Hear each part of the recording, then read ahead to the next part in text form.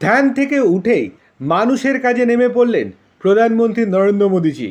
এবার গোটা দেশ তথা বাংলার জন্য বড় ঘোষণা করলেন প্রধানমন্ত্রী নরেন্দ্র মোদীজি। নির্বাচন কমিশনের বিধি ভাঙা যাবে না, তাই ভোট শেষ হওয়া পর্যন্ত অপেক্ষা করছিলেন প্রধানমন্ত্রী নরেন্দ্র মোদীজি। ভোট মিটতেই আবার নেমে পড়লেন জনসেবায়। ঘূর্ণিঝড় রেমালে ক্ষতিগ্রস্তদের ঘোষণা করা হলো ক্ষতিপূরণ। প্রধানমন্ত্রী জাতীয় ত্রাণ তহবিল থেকে নিহত এবং আহতদের পরিবারকে ক্ষতিপূরণ দেওয়ার ঘোষণা করা হয়েছে। ক্ষতিপূরণ পাবেন বাংলার মানুষেরাও। গত সপ্তাহে পশ্চিমবঙ্গে আছড়ে পড়ে ঘূর্ণিঝড় রেমাল। এরপর তা বাংলাদেশে মোড় নিল। রেমালের ছাপটায় বিগত এক সপ্তাহ ধরে ঝড় বৃষ্টিতে ভাসছে উত্তর পূর্ব ভারতের রাজ্যগুলি। অসমে বন্যা পরিস্থিতির সৃষ্টি হয়েছে।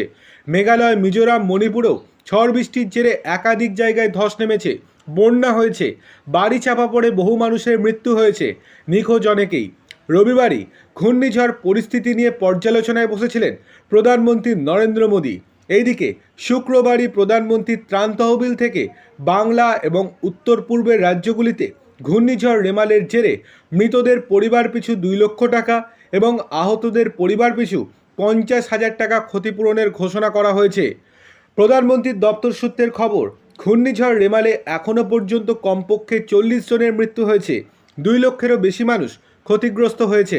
পশ্চিমবঙ্গ, অসম, মেঘালয়, মণিপুর, মিজোরাম এবং ত্রিপুরায় ঘূর্ণিঝড়ে ক্ষতিগ্রস্তদের সরকারি ত্রাণ তহবিল থেকে ক্ষতিপূরণ দেওয়া হবে এবং নিশ্চিন্ত থাকতে বলা হয়েছে মানুষদেরকে। প্রত্যেকে ক্ষতিপূরণ পাবে।